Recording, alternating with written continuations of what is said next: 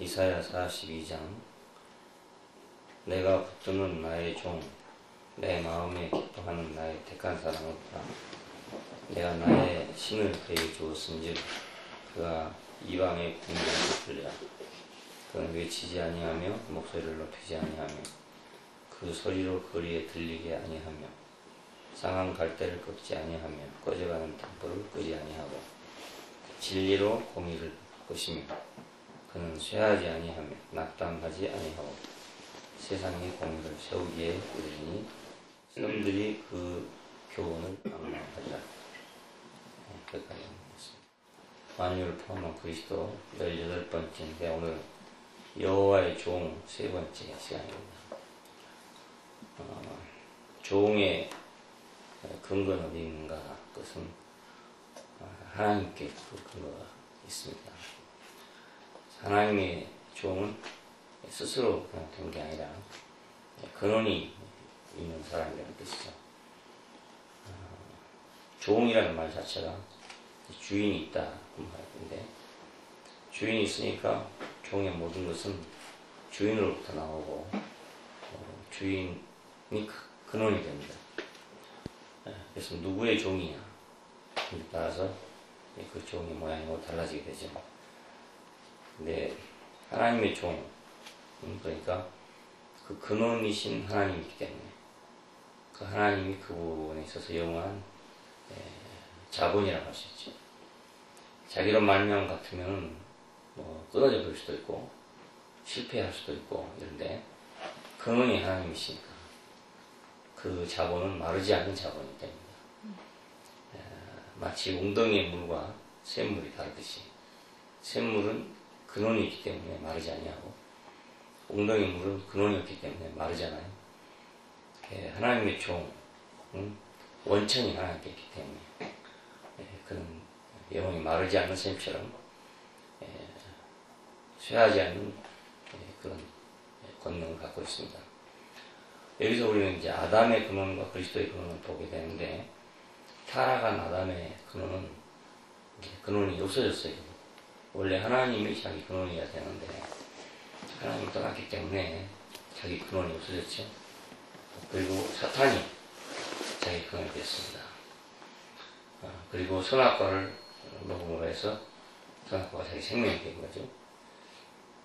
잃어보면 이제 아담은 선하든지 혹은 악하든지 간에, 그리고 옛날 사람이든지 혹은 오늘날 사람이든지 간에 그 기원을 보면 하나님 없는 사람이다. 하나님 없으면 누가 기원이 되느냐? 자기 스스로가 기원이 되는 것 같지만 사실은 그렇지 않고 사탄이 그 기원이 된다는 뜻입니다. 여기서 이제 인간의 근원적인 문제가 있습니다. 아무리 고쳐도 안 되고 무슨 방법으로도 인간이 온전해질 수 없는 이유는 근원이 없기 때문에, 그래서 그렇게 됩니다. 근데 그리스도는 다른 것이 그 근원이 하나님께 있다. 그리고 생명과가 그의 생명이 되기 때문에 죽었는가 하면 더 살아나고 멸망되는가 하면 다시 흥해지고 하는 이유가 바로 거기 있습니다. 이스라엘 역사를 보면 우리가 하나님의 종들은 때때로 버림받기도 하고 무시당하기도 하고 했어도 또 다시 일어나고 또 했어도 다시 일어나고 하는 이유가 그 근원에 하나님이 계시기 때문에 그래서 그렇습니다. 우리도 역시 마찬가지로 우리가 이제 하나님을 믿고 하나님이 있느냐 없느냐는 문제는 근원의 문제거든요. 그래서 별로 아닌 것 같으면 어떤 사람은 하나님 믿고 어떤 사람은 하나님 없으면 크게 겉으로 차이가 나는 건 아닌 것 같은데, 문제는 근원이 어디에 있냐, 여기에서 달라지게 됩니다.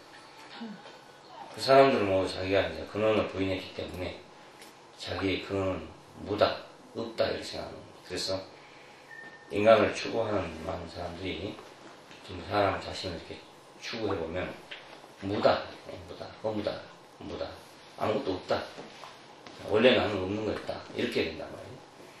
원래 없는 것이 아니었죠. 원래 하나님으로 인해서 나왔는데 그 하나님이 없어지니까 자기가 근거가 없어졌단 말이거든요. 그래서 자기를 무라고 생각하는 겁니다. 하나님을 떠났기 때문에 근원이 없어졌습니다. 자기는 그대로 있는데 근원이 없어졌어요. 씨가 없어졌기 때문에 무정란이 된 것처럼 근원이 없어졌어요.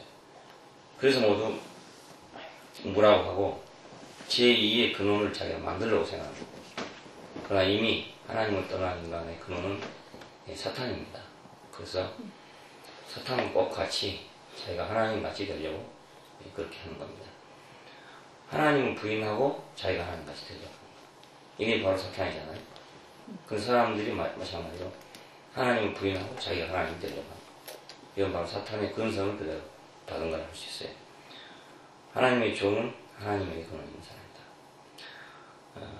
여호와에 의해서 선택됐다. 그런데 우리가 대통령 그러면 국민에 의해 선택된 사람이죠. 그리스도 하나님의 종은 누군가? 하나님에 의해서 선택된 사람입니다. 근원이 그래서 대통령은 국민이 오라 그러면 와야 되는 거예요. 그냥 국민이 그만두라 그러면 그만둬야 되는 거예요. 하나님의 종인 그리스도는 하나님에 의해서 이렇게 하기도 하고 저렇게 하기 때문에 설사 세상이 그를 버린다 하더라도 하나님이 그를 보내는 한 그는 영원히 자기 일을 하게 되는 근원이 또 있기 때문에 선택이라는 것이 그렇게 중요해요. 우리를 하나님이 선택했다. 이건 대단히 중요한 일이에요. 누가 나를 택했냐? 이건 아주 중요한 문제입니다. 태에서부터 나를 지었다 이런 말 나오는데 이거는 창조했단 말이 아니고 형성했다 이런 말입니다. 그 아담을 지을 때 창조했다고 하지 않고 땅에서 흙을 가지고 지었다 그럽니다. 이건 포함했다, 형성했다는 뜻이거든요. 창세기 1장 1절에서는 하나님이 천지를 창조하셨다 그랬는데 사람을 만드는 과정에서는 흙으로 빚었다 이런 말입니다. 빚었다는 말은 결국 형상을 만들었다 이런 뜻입니다. 창조가 아니죠. 자, 아담은 땅의 흙으로 형성된 사람이죠. 하나님의 종은 하나님의 영으로 형성된 사람입니다. 그렇게 말할 수 있어요. 그래서 태에서 나옴으로부터 자기 종을 삼으셨다 이런 말이 나옵니다. 이것은 삼은 거죠. 원래부터 종이 아니고 종으로 삼았다. 사람을 하나님께서 지으실 때도 흙을 가지고 지으셨고 하나님이 종을 부르실 때도 자기의 영으로 그를 형성시켜가지고 빚어서 종을 만든 그런 사람입니다. 그리고 하나님의 의 안에서 부르신 사람입니다. 부름받았다. 여호와가 의로 너를 불렀은즉 내가 내 손을 잡아 너를 보호하며 이런 말이 나옵니다. 의로 너를 불렀다. 이 말은 그 하나님의 의 가운데서 불렀단 말이기 때문에 합법적으로 온전하게 불렀다는 뜻입니다. 하나님의 의 가운데서 불렀으니까 하나님이 인정하시는 의 안에서 이 사람은 부름받은 그런 사람이죠. 그리스도는 하나님의 의 안에서 하나님의 의에서 부름받은 사람입니다. 그러니까 그는 하나님의 의에서 부름받았기 때문에 하나님의 의를 성취해야 되는 거고 그분의 의 안에서 부름받았으니까 그래서 붙드시며 도움을 주시며 보존하시고 마음에 그를 기뻐하신다. 그렇게 말했어요. 왜냐하면 그의 의 안에서 불렀기 때문에 그 불법으로 불렀으면은 송사를 받아가지고 무너져 버릴 거 아니겠어요. 그런데 의 안에서 불렀기 때문에 절대로 허물어지거나 망하거나 그럴 일이 없다는 뜻입니다. 우리도 그리스도의 의 안에서 우리가 부름받았어요. 우리가 그의 죽으심을 통해서 우리가 부름받았다는 것은 그분의 의로우심 안에서 우리가 부름받았다는 뜻이고 그분의 의로우심 안에 우리를 포함해서 부르신 것이기 때문에 우리가 부름받은 것은 정당하다는 것이 각자 자기 마음대로 온 것이 아니죠. 그리고 여호와께서 그분의 영을 한량없이 주신다. 42장 1절에도 나의 종 내 마음에 기뻐하는 나의 택한 사람을 보라. 내가 나의 신을 그에게 주었다 했는데 누가복음 4장 18절에서는 이걸 이제 확대해서 주의 영이 내게 임하셨으니 이는 가난한 자에게 복음을 포로된 자에게 자유를, 눈먼 자에게 다시 보게 함을, 주의 은혜의 해를 전파하게 하기 위해서 나를 불렀다. 이렇게 말하고 있어요. 그분의 영이 한량없이 주어져서, 그분의 영이 주어졌다는 말은 그분 자신이 주어졌다는 말과 같은 말입니다. 그래서 그분의 영이 그분 안에서 그분이 하고자 원하는 일을 하고 있는 거죠. 하나님의 종, 여호와의 종은 자기 스스로 하는 게 아니고 그분의 영역에 의해서 한 사람입니다. 하나님 보시기에는 존귀하고 영광스럽다. 사람들이 볼 때는 멸시를 받았습니다. 사람들에게는. 왜냐하면 사람들이 볼 때는 아무것도 아니니까 멸시를 했죠. 그런데 하나님 보시기에는 존귀하고 영광스럽다. 자, 나는 여호와 보시기에 존귀한 자다. 49장 5절 7절에 보면 그런 말이 있습니다. 마태복음 17장에서는 십자가에 달릴 때 바라바는 놓아주고 예수는 십자가에 못 박았다 이런 말이 나옵니다. 이것은 그 유태인들에게 바라바가 더 소중했다 그 말이거든요. 예수는 소용없고 이 바라바는 밀란을 일으킨 사람이다. 요즘 같으면 독립운동 같은 그런 사람입니다. 그러니까 이스라엘 사람들은 그런 메시아를 기다렸던 거죠. 그 나라를 구할 수 있는 그런 메시아를 기다렸는데 바라바는 그래도 그런 밀란을 일으키다가 잡힌 사람이지만 예수는 그거하고 전혀 상관없는 사람이었어요. 그래서 예수는 무시하고 버렸던 것입니다. 그러나 하나님 보시기에는 그 사람이 바로 존귀한 사람입니다. 우리가 세상이 보기에 존귀하냐 아니면 하나님 보시기에 존귀하냐 이것이 문제가 됩니다.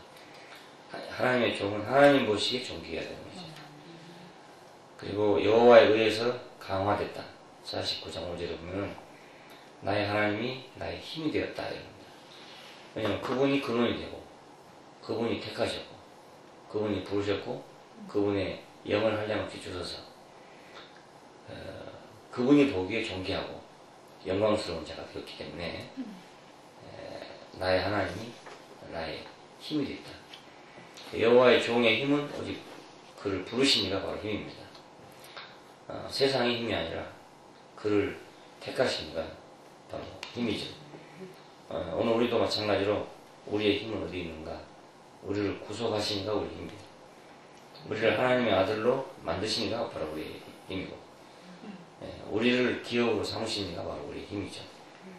거기에다가 우리의 인생의 근거를 두고 사는 것이 그리스도의 내 삶입니다.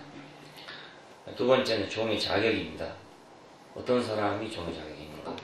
이것은 인간적인 미덕이 결국 종의 자격을 갖게 하는 것입니다. 그래서 이제 제사장을 에다 관유를 부을 때, 기름을 부을 때 모략과 육개, 상포와 계피를 가루를 해가지고 그걸 올리브 위에 섞어서 기름을 만들었습니다. 이게 관유라고 하는데 그걸 제사장의 위임식을 할 때 쓰도록 그렇게 되어 있어요. 모략과 육개는 죽으심과 그 향기고 상포와 계피는 고난과 그 향기입니다. 죽으심과 고난을 통해서 하나님께 순종한 그분의 미덕이 바로 하나님의 종의 자격입니다. 이것은 인간적인 미덕이죠. 그래서 외치지 않으면 목소리를 높이지 않는다 이랬는데 길가리에 소리가 나지 않도록 한다 했는데 이것은 진짜 승리자는 잠잠한 법이란 말입니다. 정말로 참 승리자는 가만히 있는 법이에요. 근데 그 참 승리자가 아닌 가짜들이 변명을 하느라고 소리를 높이는 거잖아요. 세상에서는 소리 높은 사람이 이제 이긴다. 이렇게 하고 있어요. 그래서 다 제멋대로 소리를 높이려고 노력을 하고 있는 거예요. 근데 진짜로 이기는 사람, 진짜로 승리한 사람은 말할 필요가 없다는 거예요. 떠들 필요가 없고 내가 이런 사람이라고 할 필요도 없고 나를 알아주라 할 필요도 없고 나는 옳다 이렇게 할 필요도 없다는 거예요. 진짜로 진실한 사람은 그럴 필요가 전혀 없다는 거예요. 외치지 않으면 목소리를 높이지 않으면 길거리에 소리가 나지 않게 한다. 그리고 상한 갈대를 꺾지 않고 꺼져가는 심지를 끄지 않는다 이랬는데 이 상한 갈대라는 말은 그 사람들이 갈대를 가지고 피리를 만들어 보는데 거의 끄꺼져 버리면, 상해버리면 피 소리가 안 난단 말이죠.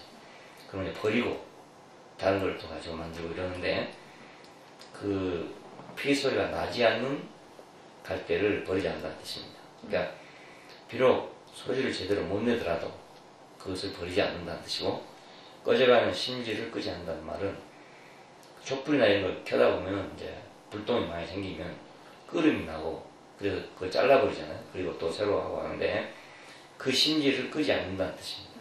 비록 연기가 나지라도 그냥 그걸 두고 본다 이런 뜻인데, 이것은 우리 쓸모없는 인생을 그냥 버리지 않으신다는 뜻입니다.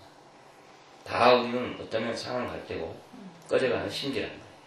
그래서 연기가 풀풀 나는 그런 심지일 수도 있고, 소리를 내지 못한 그 갈대일 수가 있어요. 그런데 하나님의 종은 그것을 끝까지 보고 하나님에게 그걸 의지하고 하나님이 그것을 올바로 사용하시도록 기다리는 사람이라는 뜻입니다.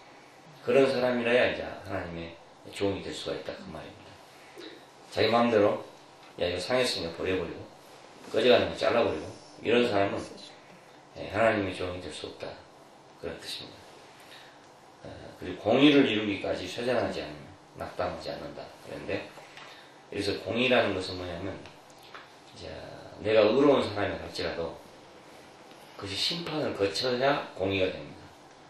나 혼자 의롭다 해봐서 소용없잖아요. 그래서 심판을 거치면 공적인 의가 된다, 그 말이죠. 그래서 이 공의는 바로 우리의 구원입니다. 예수님은 의로우신 분이었지만 십자가를 통해서 심판을 받음으로써 공의로우신 분이 됐어요. 그 공의로우심이 우리를 구원하시는 것입니다. 그러니까 그의 죽으심과 부활, 죽으심 안에서의 구원, 이것은 공의로운 구원입니다. 결코 뭐 사바사바 한다든지 하나님이 봐줬다든지 이런 문제가 아니고, 하나님도 그걸 인정하지 않을 수 없는 그런 의라는 뜻입니다. 공의가. 그러니까 죽기까지 복종하시는 그 자리에서, 인생의 진실을 나타낸 그 자리에서 하나님도 그걸 인정하지 않을 수 없고, 사탄도 그걸 더 이상 송사할 수 없는 그것이 바로 공의잖아요. 그것이 바로 우리의 구원입니다. 우리가 그분의 죽음 안에 포함된다는 것은 얼마나 공의롭고 진실하고 당연한 건지 모르죠. 그 이상의 모든 것은 다 부풀려진 것이고, 다 과장한 것이고, 거짓된 것입니다. 사람의 손으로 만든 모든 것은 다 거짓됩니다. 그러나 십자가 안에 있는 우리 인생은 거짓되지 않고 그 진실이거든요. 그 진실, 그것이 바로 공의고, 그 공의가 우리의 구원입니다. 그 공의를 선포한다는 말은 복음을 전파한다는 말이 되고, 공의를 베푼다는 말은 구원을 베푼다는 뜻이 됩니다. 바로 그걸 전파하는 겁니다. 우리가 전파하는 것은 십자가에 못 박힌 한 사람의 진실을 우리가 전파하는 겁니다.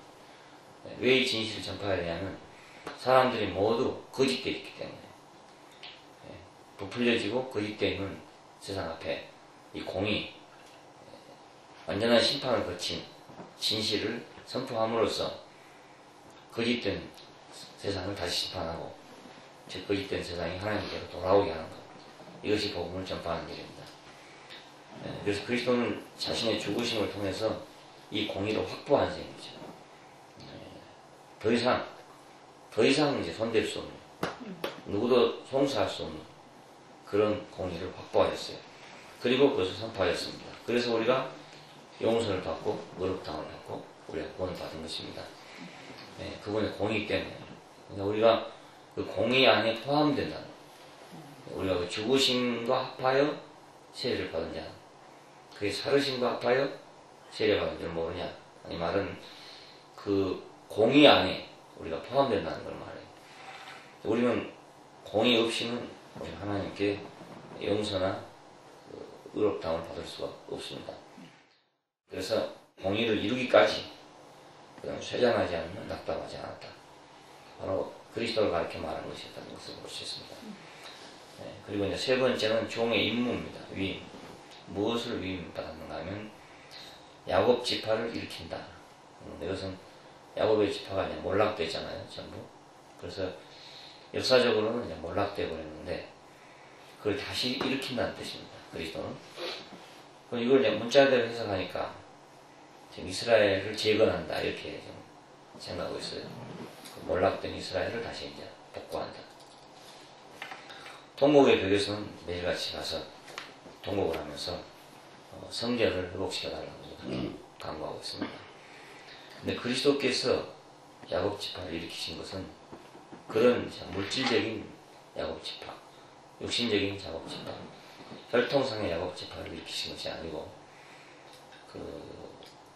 우리를, 교회를 일으키심으로써 하나님의 새로운 지파를 일으켰다는 걸 볼 수 있습니다. 12사도를 통해서 하나님께서는 새로운 민족을 일으켰어요. 그래서 내 생각은 지금도 이제 그렇게 생각하는 사람이 있어요. 육신적인 야곱 지파를 일으킬 것이다 이렇게 생각하는 사람이 있는데 내 생각으로는 절대로 그럴 일 없다고 생각합니다. 그 하나의 예표고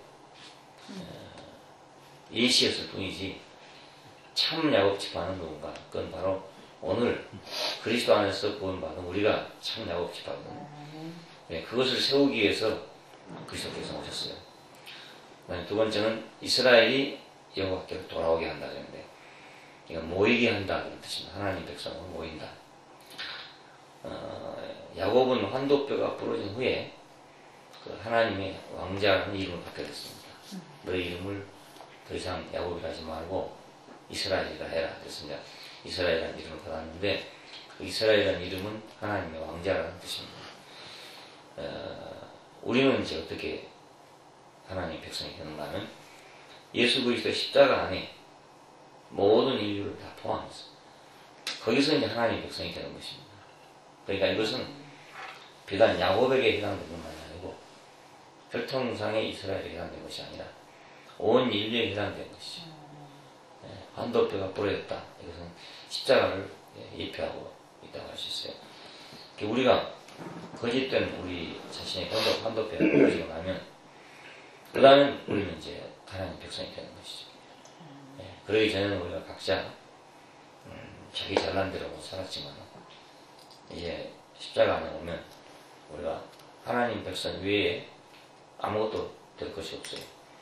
거기서 완전하게 모든 인류가 여호와께로 모여지는 것입니다. 이것을 누가 했느냐? 거의 그리스도께서 하신 일이잖아요. 세 번째는 백성의 언약이 되신다. 하나님의 언약은 우리를 기업을 삼겠다 그것입니다. 자기의 기업을 삼겠다. 아브라함을 부르실 때 자기의 기업을 삼으라고 불렀어요. 근데 어떻게 기업이 되는가? 역사적으로 보면은 이제 이스라엘 족속이 망해버렸으니까 하나님의 기업이 망한 셈이잖아요. 근데 예수 그리스도를 자세히 보면 바로 이 사람이 하나님의 기업이구나. 그걸 알 수 있어요. 인격적 기업이죠. 그러니까. 육신적인 기업이 아니라. 그래서 우리도 하나님의 기업이 된다는 것에 대한 보증이 됩니다. 아, 예수 그리스도가 하나님의 기업인 것처럼 우리도 그분의 기업이 되는구나. 그래서 예수님이 우리 앞에서 보증이 됩니다. 또 우리가 하나님의 기업임을 보증해 주고 있어요. 그러니까 하나님께 대해서도 보증이 되고 우리에 대해서도 보증이 되신 그런 분입니다. 그 한 인격은 영원히 그 기업의 하나의 모델이라고 할 수 있고 그 기업의 그 실체라고 할 수 있어요. 하나님의 기업이라는 것은 육신적인 것이 아니고 이런 걸 말하구나. 그 인격이 하나님의 기업이구나. 예수님을 보니까 하나님의 그 기업이라. 그래서 거기서 우리가 기업에서는 모든 게 다 나오잖아요. 돈도 나오고 모든 게 나오잖아요. 근데 예수의 그 인격 안에서 하나님의 모든 것이 생산된다. 공장처럼 생산됩니다. 그러니까 하나님의 기업이죠. 이제 우리는 죄인이 아닌 하나님의 기업입니다. 에베소서에는 우리가 하나님의 기업이라고 말합니다. 그분의 기업이다. 우리는 전에는 우리가 죄의 기업이었어요. 사탄의 기업이었어요. 그래서 우리는 사탄을 위해서 뭘 생산하고 있었습니다. 사탄의 기업체였죠. 그런데 우리 이제는 하나님의 기업체가 됐다. 하나님을 위해서 생산하는 기업체가 됐어요. 그리스도는 그 기업의 보증입니다. 그리고 신약의 실제죠. 그러니까 새 언약이라는 것은 바로 이걸 약속한 것입니다. 너희가 내 기업이 될 것이다. 이걸 지금 약속한 건데 예수님은 그러니까 이 신약의 실체죠. 그리고 그 중심입니다. 그래서 예수 없이는 그리스도 없이는 신약은 이루어질 수 없고 예수 없는 신약은 있을 수가 없어요. 그분이 보증이 되시니까. 그리고 이제 네 번째는 그 땅을 회복하실 것이다. 49장 8절에 이런 말씀입니다.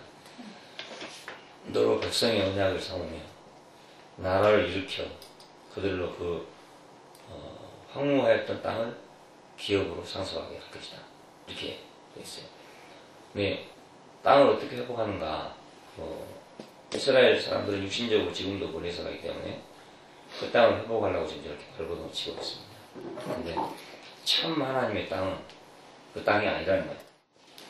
이스라엘은 그 땅을 잃어버렸습니다. 그리고 그걸 다시 찾으려 하다 보니까 저렇게 지금 싸움을 계속 하는 것입니다. 잃어버린 땅을 찾으려니까. 근데 하나님 그 땅을 찾아서 뭐 하겠습니까?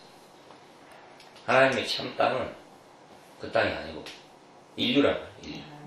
인류가 그분의 땅이죠. 그래서 그리스도는 오셔서 참 땅을 회복하십니다. 사람은 바로 하나님의 땅입니다. 하나님이 농부라면 인간은 그의 땅이잖아요. 밭이잖아요. 그러니까 이 땅을 회복하시기 위해서 오신 분이 참 하나님의 종이죠. 얼마나 지금 이스라엘은 헛된 일을 하고 차라리 땅을 회복하려면 미국이나 이런 땅을 하나님 땅으로 만들지 팔레스타인 땅을 그걸 찾아가서 뭐 하겠습니까? 그리고 여섯 번째는 빛이 되신다. 언약이신 그리스도는 우리에게 기업의 풍성을 보증하기 위해서 오신 분입니다. 하나님의 기업이 얼마나 풍성하냐 이것입니다. 근데 우리 그리스도 예수 안에서 하나님의 풍성을 보지만 그보다 더 풍성한 것이 교회입니다.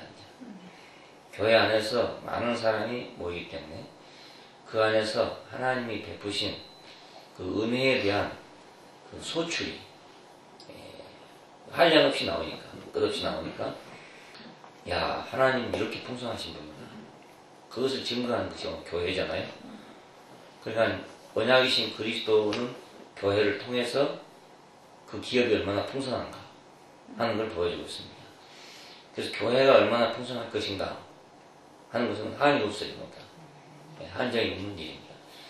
우리가 이제 교회를 이렇게 보고 올 때 30년 전에 우리 교회하고 지금 교회를 보면 너무너무 이제 기업이 커졌죠. 기업이 커졌다는 말은 풍성하다는 뜻입니다. 그 안에 오만 것이 다 나오고 그래서 어떤 사람도 그 안에 와서 다 수용될 수 있는 그런 기업체가 될 것입니다. 예, 글로벌 시대라고 이렇게 하죠. 기업이 하나씩 커져가는 그런 시대가 왔는데 이것이 얼마나 풍성할 것인지는 교회가 이제 이것을 증명해야 될 것입니다.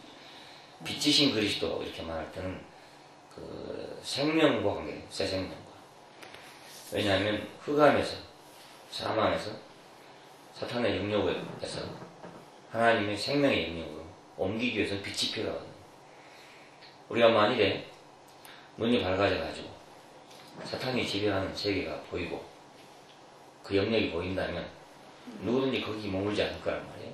근데 눈이 어두워서 그게 보이지 않기 때문에 거기 머물러 있습니다. 빛 대신 그리스도가 우리에게 비치시면 우리는 거기 보인단 말이에요. 참 인격의 영광이 보이면 그때 우리는 세상에 흑암이라는 게 보여져요. 여기 인격이 없고 완전히 이해관계뿐이구나. 여기는 생명이 없고 기계적이구나. 그것이 보인단 말입니다. 그러니까 흑암과 사망과 사탄의 영역이 보이기 때문에 거기 더 이상 머무를 수 없고 하나님의 아들의 나라로 옮겨지게 될 거 아니겠어요? 그래서 빛 대신 그리스도라고 말할 때는 그런 의미입니다. 언약은 그러니까 기업을 위한 것이고 빛은 생명을 위한 것이라고 했어요. 빛이 언약이시고 빛이시다 이렇게 말하는데 그리고 구원을 베풀기 위해서 종을 삼았다. 구원에는 두 방면이 있는데 하나는 그 공의를 통해서 아까 말한 공의를 통해서 우리가 의롭다고 하시는 구원이 하나 있어요. 그러니까 우리가 예수 그리스도의 공의로우심 안에서 우리가 의롭다함을 받는다는 말은 우리가 예수 안에서 함께 심판을 받고 함께 심판을 받는 자리는 우리가 인생이라는 게 드러났잖아요. 우리가 인생에 폭로됐습니다. 심판을 받고 나니까 거기서 우리는 의롭다고 받게 됩니다. 우리는 망했다고 생각하는데 하나님은 그를 의롭다고 여긴단 말이죠. 예, 내가 남의 걸 가지고 헛된 걸 가지고 잔뜩 내가 위장하고 있는 사람인데 그걸 다 뺏겨버리고 나니까 나는 빈털털이라. 그럼 나는 이제 아무것도 없는 사람이야. 근데 하나님은 그걸 보고 비로소 너는 진실하다 이거. 빚쟁이가 빚을 잔뜩 짊어지고 지금 큰 뭐 사업을 하고 있단 말이에요. 예, 그러면 겉으로 볼 때는 굉장히 같지만 사실 속은 빈털털이잖아요. 예, 세상이 볼 때는 그 겉에 있는 걸 보고 이야 아주 크다 이렇게 말하겠지만 하나님이 볼 때는 그것이 아니란 말입니다. 진실을 보니까 그것은 진실이 폭로될 때 그때 우리를 의롭다고 하죠. 그리고 생명의 빛 이것은 요한복음 1장에서 그 안에 생명이 있었으니 이 생명은 사람들의 빛이다 이랍니다. 이 생명의 빛은 성육신을 의미하는 말씀이 육체가 됐다. 말씀이 사람이 됐다. 이런 생명의 분배를 위한 것입니다. 오늘 그리스도가 말씀이 육체가 되신 분으로서 우리에게 왔어요. 이것은 하나님의 영원한 생명을 우리에게 분배하기 위한 것입니다. 우리도 저렇게 된다 그것입니다. 저렇게 된다. 그러니까 하나님의 공의를 통해서 우리를 의롭다 하신 것과 생명의 빛을 통해서 우리 생명을 분배하신 것은 우리를 구원하는 기본 인자가 됩니다. 이 두 가지가 우리를 의롭다 하시고 우리를 새 생명 안으로 이끄시는 것. 이것이 하나님의 일이죠. 그래서 디도서 3장 7절에 보면 저의 은혜를 힘입어 의롭다 하심을 얻어서 영생의 소망을 얻는다 이렇게 되어 있습니다. 그리고 후사가 되게 하려고 하신다. 그리고 소경의 눈을 밝혀준다 하는 것이 이제 하나님의 종의 일인데 무슨 눈을 밝혀주냐. 우리 복음서를 읽으면 예수님께서 소경의 눈을 뜨게 했다는 말이 여러 번 나옵니다. 나면서 소경된 자 뭐 이런 사람들이 뜨게 했단 말이 나오는데 이런 행동을 왜 기록해 놨냐면 그건 하나님의 영원한 경륜에 관해서 모든 사람이 다 장님이라는 것입니다. 하나님이 뭘 하는지 어떤 계획을 가지고 있는지 여기에 다 장님이에요. 지금 심지어는 예수를 믿는 사람들도 여기에 대해서는 장님이 모르니까. 그러니까 뭐 와서 묻는 말이 맨날 뭐 기도를 하냐 안 하냐 이런 게 묻는다든지 뭐 성경책을 보냐 안 보냐 이런 걸 묻는다든지 이런 엉뚱한 것을 물어요. 왜냐하면 그 하나님의 영혼은 경륜을 모르니까 하나님의 목표가 뭔지 하나님이 지금 뭘 어떻게 운영하고 계신지 그걸 모르니까 그래 소경이잖아요. 이런 사람들의 눈을 밝혀준다고 했습니다. 하나님의 영원한 경륜에 관한 신성하고 영적인 것들을 볼 수 있도록 눈을 열어주는 것입니다.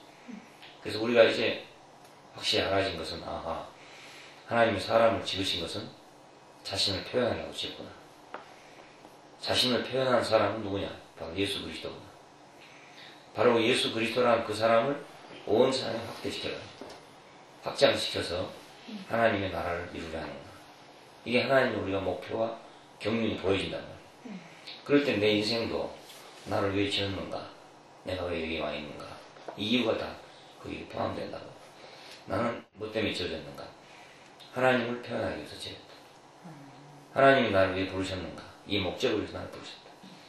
지금 나는 어떤 과정을 거치고 있는데 왜 이런 과정을 거치고 있는가? 바로 이 경륜을 완성하기 위해서 이런 과정을 거치고 있다. 내 인생의 과연 해석이 된다. 전부 다.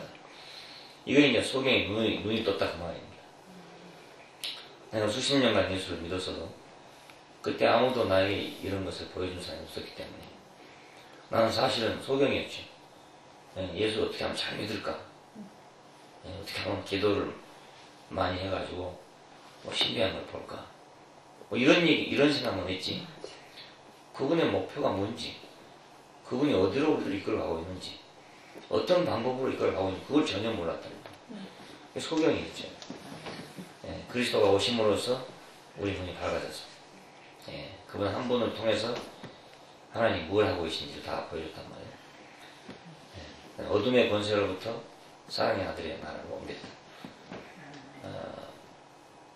죄의 감옥에서, 그러니까 하나님을 거역하고도 거역한 줄 모르는 그런 감옥에서 우리는 갇혀있는 사람들이었어요. 자아에 갇혀있고 자기에 갇혀있고 죄에 갇혀있고 이런 사람들이었는데 하나님 아들을 우리가 보니까 감옥에 갇혀 있는 걸 보인단 말이에요. 다 감옥에만 갇혀 있으면 내가 감옥에 갇혀 있는지 안 갇혀 있는지 몰라요. 병원에 가 있으면 내가 환자인지 아닌지 잘 모릅니다. 다 환자니까. 밖에서 보면 이제 다 환자죠. 꼭 같습니다. 우리는 그 감옥에서 태어났고 감옥에 살았기 때문에 그 감옥인 줄 모르는 거예요.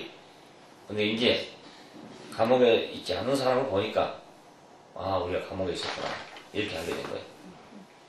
사탄의 왕국에서 우리는 바로를 위해서 일하고 있던 사람들입니다. 다 자기를 위해서 한다고 생각했고 자기 영광을 찾아서 한다고 생각했는데 결과적으로는 결국 바로의 영광을 위해서 살았다는 거예요. 그것이 정말로 하나님의 왕국을 보니까 그 생각이 나는 거예요. 이스라엘 사람들이 거기 있을 때는 자기들이 뭐 하는지를 몰랐어요.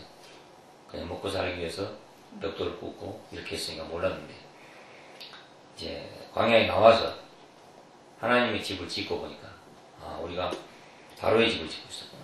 그걸 알게 된 것입니다. 사탄의 왕국에서 우리를 옮겨오고 하나님의 아들의 나라로 우리를 옮겨왔습니다.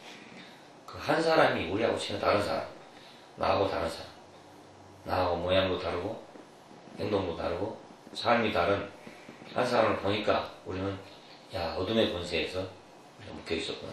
그렇게 우리가 알게 됐습니다. 그래서 사람의 아들의 나라로 옮겨진 것입니다. 하나님의 종은 그 근원이 있는 사람입니다. 하나님이 근원인 사람. 종의 자격은 그 인격의 미덕입니다. 누구든지 그 인격 안에 있는 사람은 다 하나님의 종이 될 수 있는 사람이죠. 그리고 종의 위임은 뭔가? 그것은 온 백성을 구원하는 것이다. 여호와의 종. 우리가 그 기원과 자격과 위임에 대해서 이렇게 말씀드렸습니다. 기도하십시오. 감사하신 아버지 하나님, 우리는 흑암에서 아무것도 보지 못하고 나면서부터 소경되어서 빛을 한 번도 보지 못했던 사람들과 같습니다. 주님이 우리에게 자신을 보여주시고 자신의 말씀을 우리에게 비춰주셔서 우리가 하나님의 신성한 목적 안에 있다는 걸 알게 되고 당신의 경륜이 우리를 통해서 이루어지고 있다는 것을 알게 해주신 걸 감사합니다. 어디로 우리를 이끌어가고 계시는지 그걸 보게 해주신 걸 감사합니다. 당신의 종을 통해서 여호와의 종을 통해서 우리에게 이 빛비춤을 주신 걸 감사하고 우리가 당신의 비춰주심 안에서 주님을 따르게 되기를 원하고 당신의 경륜을 위해서 우리가 합력하는 사람이 되게 해주시기를 원합니다. 주 예수님 이름으로 기도합니다. 아멘. 마른 땅에서 솟아나는 한숨 같은 주 예수 나의 소망이여 형체도 모양도 없어서 흠모할거든 주 예수 나의 위로자여 당신이 이곳에 나도 있고 당신의 위로가 있으므로 나는 부를 수 있어요.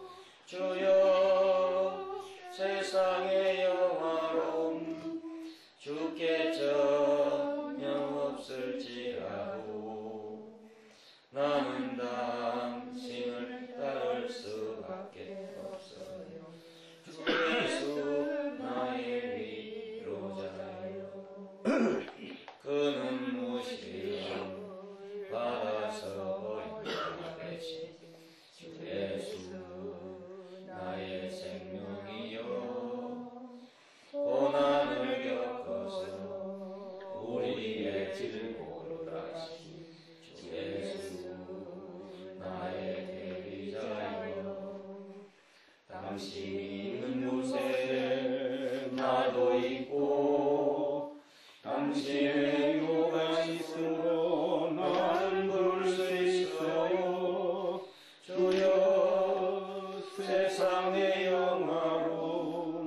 주께 전혀 없을지라도 나는 당신을 따를 수